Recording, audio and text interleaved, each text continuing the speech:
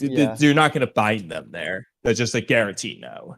Yeah. The gray area would be Daikoku 10 because it really just depends on whether they can move there or not.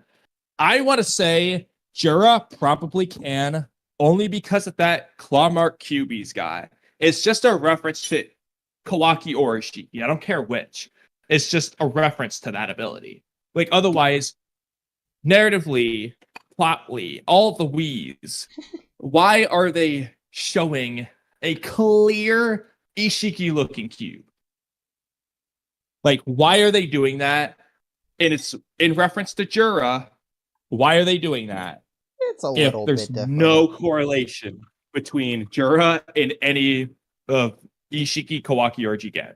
I mean, we call them Or Ishikis. Shibai, or anyone with the ability for that matter. I don't care if it's Shibai. If it's someone with Daikoku tech, why are they showing us the Daikoku Den cubes if there's no correlation between Jura and that ability? We call them Ishiki's cubes. They could just be cubes from the ability itself, and like anyone with the ability. Either way though. The point is, it's a reference to the ability. I don't care if it's to the character. It's to the ability. Why would they show us that if Jura has no correlation to that ability? I feel like Jura would be able to move there. Okay. Well, it's also possible it was a place that Ishiki had made prior, for whatever reason.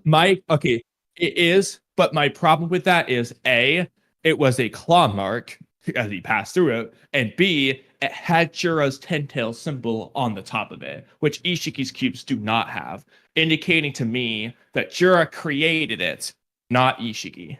Well, what about this? You might like this. You might hate this.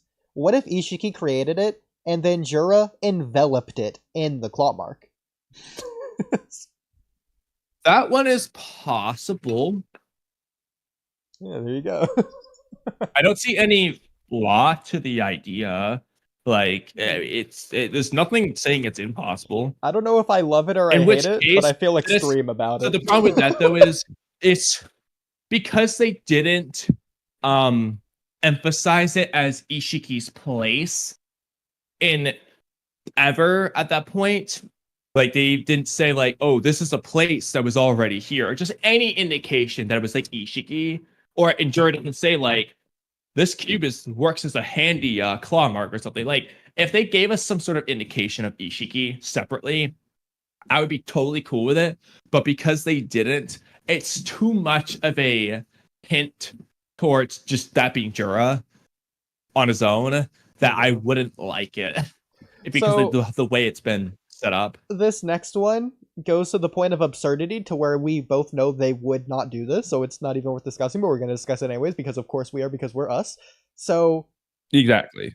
We are going to discuss it. Instead of it being Ishiki's place or whatever, what if it is Ishiki's cube that Jura got from somewhere else and brought it here?